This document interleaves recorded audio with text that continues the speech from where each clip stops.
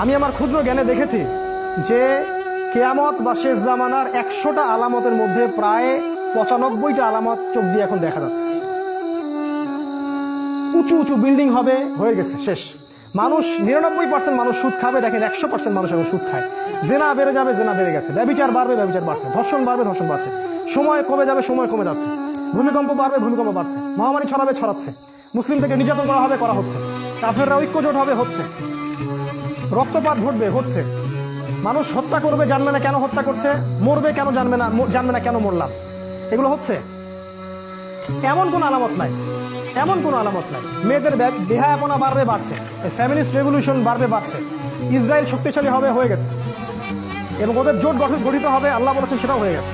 আর আমি আমার ক্ষুদ্র জ্ঞানে বলছি যে এমন কোন আলামত আমি দেখছি না যেটা প্রায় এই 95টা আলামত 100টার মধ্যে এখন পাওয়া যায়। কয়েকটা পাওয়া যায় না, সেটা সামনে